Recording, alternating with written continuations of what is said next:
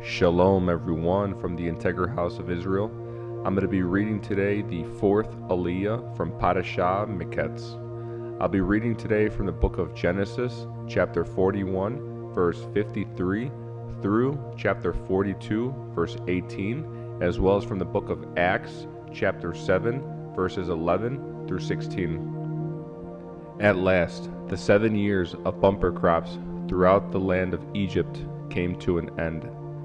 Then the 7 years of famine began, just as Joseph had predicted. The famine also struck all the surrounding countries, but throughout Egypt there was plenty of food.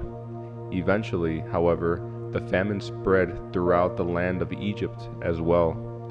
And when the people cried out to Pharaoh for food, he told them, "Go to Joseph and do whatever he tells you."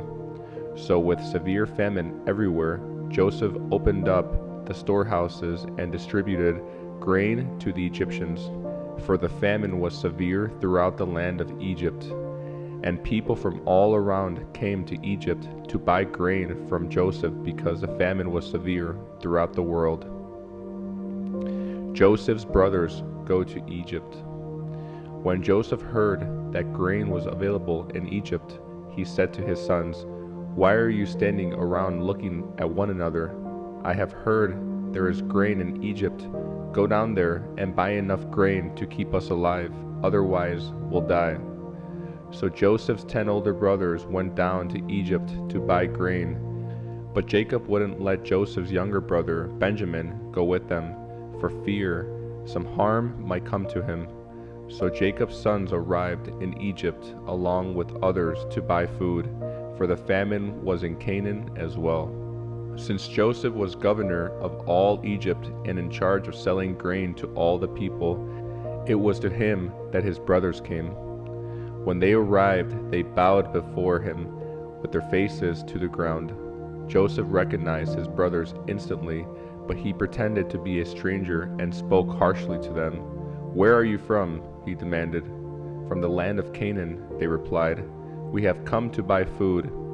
Although Joseph recognized his brothers, they didn't recognize him, and he remembered the dreams he'd had about them many years before. He said to them, "You are spies. You have come to see how vulnerable our land has become." "No, my lord," they exclaimed.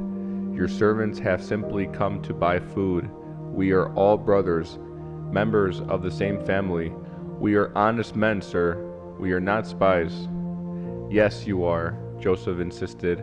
"You have come to see how vulnerable our land has become." "Sir," they said, "there are actually 12 of us. We, your servants, are all brothers, sons of a man living in the land of Canaan. Our youngest brother is back there with our father right now, and one of our brothers is no longer with us." But Joseph insisted, "As I said, you are spies. This is how I will test your story. I swear by the life of Pharaoh that you will never leave Egypt unless your youngest brother comes here. One of you must go and get your brother. I'll keep the rest of you here in prison. Then we'll find out whether or not your story is true. By the life of Pharaoh, if it turns out that you don't have a younger brother, then I'll know you are spies." So Joseph put them all in prison for 3 days. On the 3rd day, Joseph said to them, "I am a God-fearing man. If you do as I say, you will live." Next, I'll be reading from the book of Acts, chapter 7, verses 11 through 16. But a famine came upon Egypt and Canaan. There was great misery, and our ancestors ran out of food.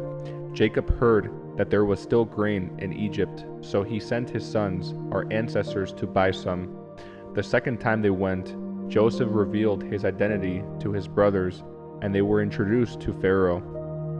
Then Joseph sent for his father Jacob and all his relatives to come to Egypt, 75 persons in all. So Jacob went to Egypt. He died there, as did our ancestors. Their bodies were taken to Shechem and buried in the tomb Abraham had bought for a certain price from Hamar's sons in Shechem.